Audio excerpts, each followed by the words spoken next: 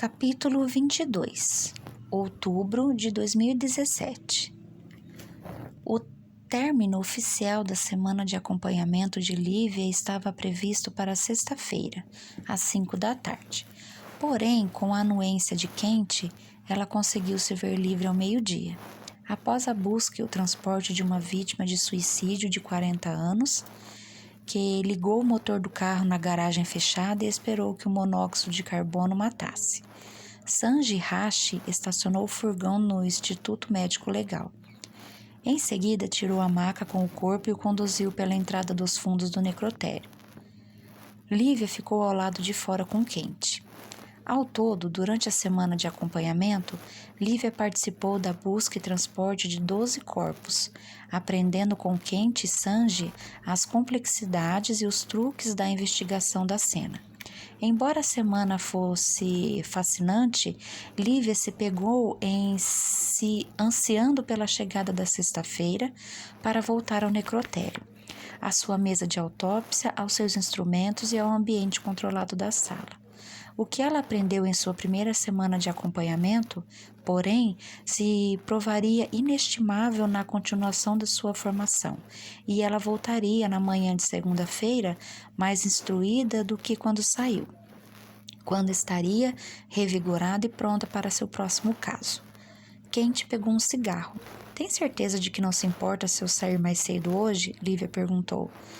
"Você é de um escalão superior ao meu, doutora." "Obrigada, gostaria que o Dr. Colt não ficasse sabendo disso.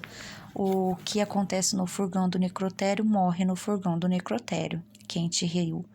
"Te devo uma. Cuidado com o que você promete. Eu costumo tirar vantagem dos meus favores."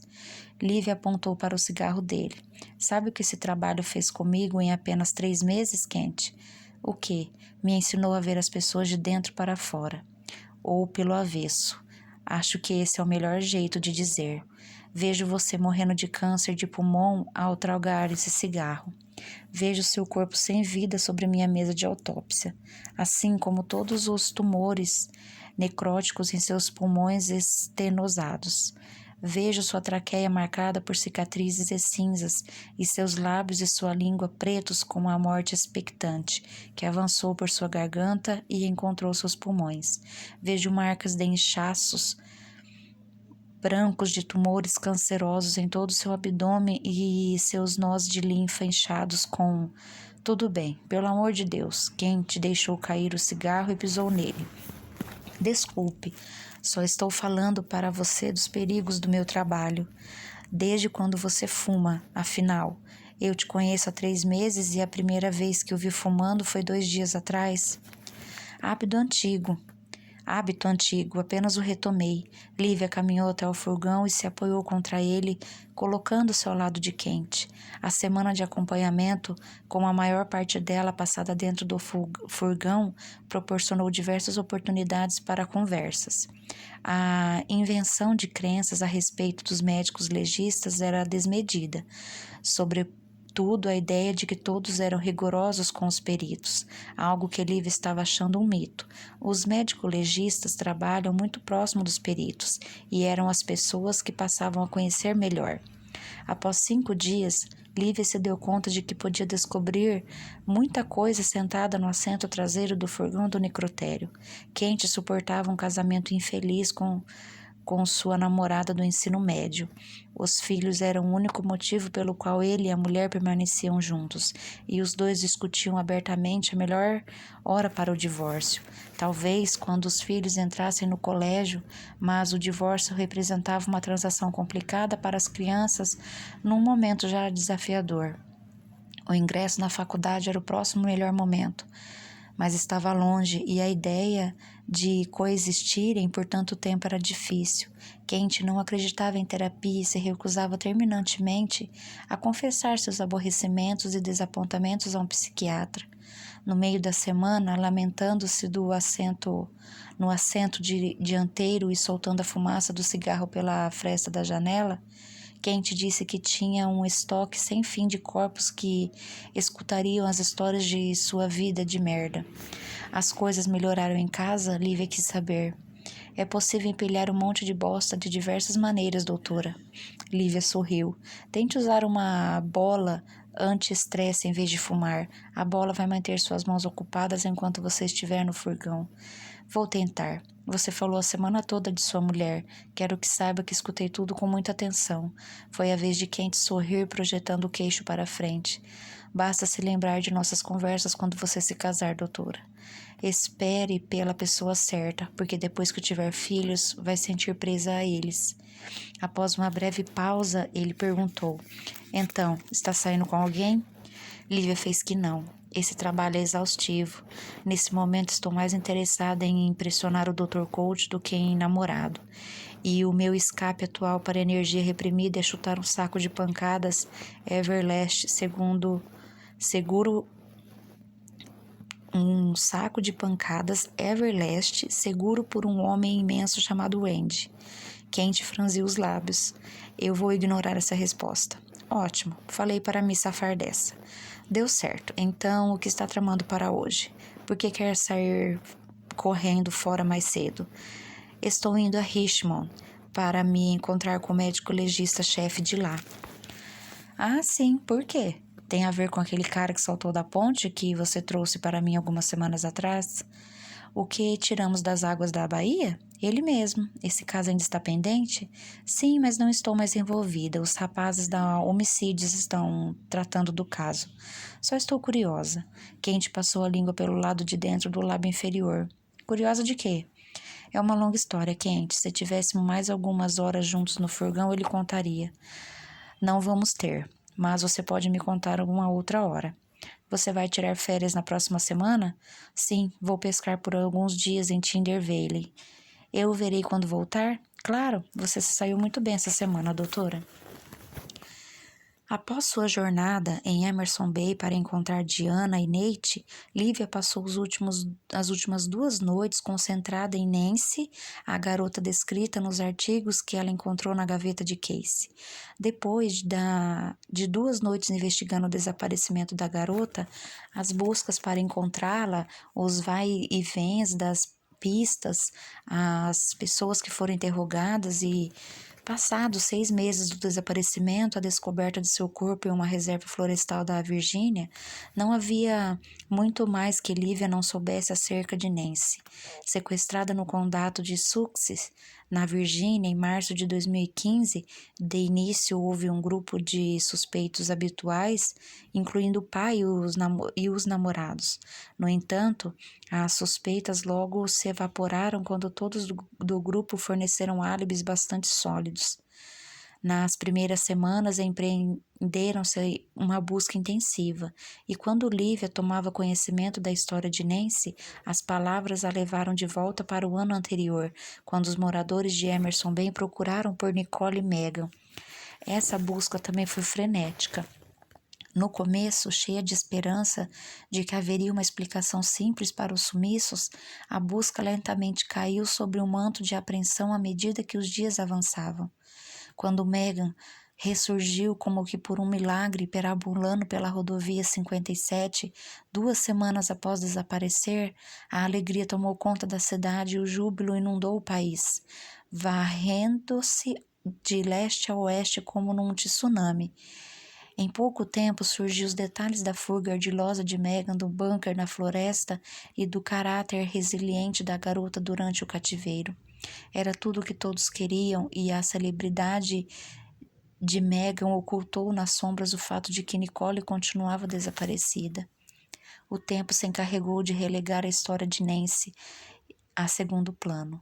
O intervalo de atenção do público era curto e havia muitas outras histórias que surgiam para distraí-lo.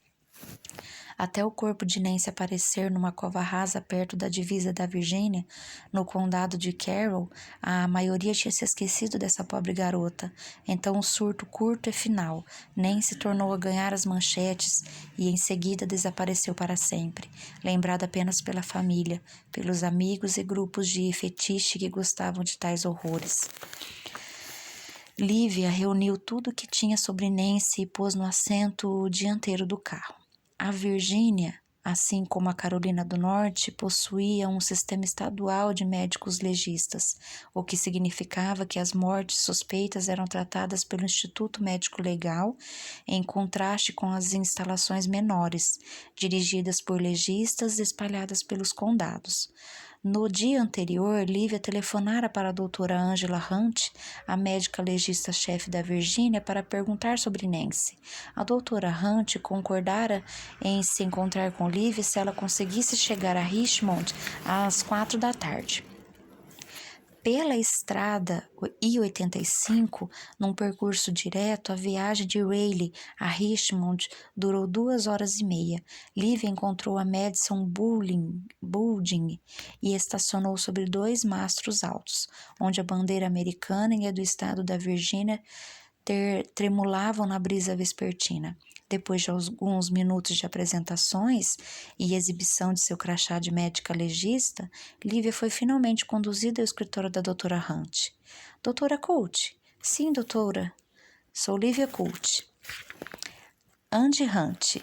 Elas apertaram as mãos e a doutora Hunt fez um gesto para que Lívia se sentasse em uma das cadeiras em frente à mesa. Tomando seu assento, a doutora Hunt perguntou: o que traz uma aluna do Dr. Colt para o norte? Lívia sorriu. Não, Dr. Colt. Esta semana eu acompanhei os peritos. Terminei antes da hora. Então, o time deu certo? Eu queria lhe perguntar sobre aquele caso do ano passado. Certo. A doutora Hunt tirou uma pasta da gaveta inferior. Nancy D. Exatamente. Revi o caso depois de que você telefonou. Estou feliz por deixá-la dar uma olhada. Foi um caso triste, mas quando o revisei não vi nada que me chamasse atenção. Mesmo assim, gostaria de vê-lo por motivos pessoais. A doutora Hunt fez que sim com a cabeça. O que você precisar. Pode usar meu escritório. Avise-me se necessitar de alguma coisa e se tiver alguma dúvida. Obrigada. Quando a doutora Hunt saiu, Lívia pegou a pasta, abriu a capa e encontrou fotos da cena onde o corpo de Nancy foi encontrado. Na última semana, Lívia testemunhara centenas dessas fotos sendo tiradas por Kent e Sandy, ao documentar os corpos que foram chamados para investigar e transportar. Lívia tirou as fotografias da pasta e as colocou à sua frente. Elas retratavam o corpo sem vida de Nancy, parcialmente coberto por folhas, olhos fechados, pele pálida e coberta de terra, cabelo emaranhado e compactado como uma escultura. Lívia não pôde evitar sobrepor o rosto de Nicole nas fotos. A imagem fez seu coração se apertar e seu estômago arder. Praticamente matutino de jogging, cujo cachorro que o acompanhava mudou de rumo e entrou na floresta. Praticante matutino de jogging, cujo cachorro que acompanhava mudou de rumo e entrou na floresta. Na certa e incitado pelo cheiro do cadáver, descobriu Nancy, desaparecida por 6 meses, e a identificação foi rápida depois que o cadáver foi transportado ao necrotério da doutora Hunt. Lívia se voltou para as fotos da autópsia e examinou as descobertas, laudo a laudo, como uma praticante da leitura dinâmica. Nos últimos 4 anos, ela leu centenas de laudos como aquele e escreveu muitos nos 3 primeiros meses do curso de especialização. Lívia esperava revelações a respeito dessa pobre garota, raptada nas ruas da Virgínia e abusada por um monstro, que morreu por algum ato de violência bárbaro. De fato, a autópsia revelou abuso sexual. No entanto, as fotos do corpo vistas por Lívia não eram dignas de nota. O exame externo observou escoriações e contusões nos tornozelos e nos pulsos, provavelmente por imobilização, mas de resto não havia sinais de abuso físico. Depois de folhear o laudo da autópsia, Lívia chegou à última página. A causa mortis fez a sua mente fraquejar. Ela voltou para o laudo de toxicologia e o revelou. e o releu. Seu dedo correu pela página e parou no sedativo descoberto na corrente sanguínea de Nancy. Como foi encontrada em alta concentração, determinou-se que o organismo de Nancy não teve condições de metabolizá-lo completamente, o que significava que ela morreu pouco tempo depois de sua ingestão. A quantidade consumida foi tão grande que atacou seu sistema respiratório e provocou uma parada respiratória fatal. Quem manteve Nancy em cativeiro por 6 meses, por acaso ou com intenção, ministrava uma dose elevada de um anestésico chamado cetamina.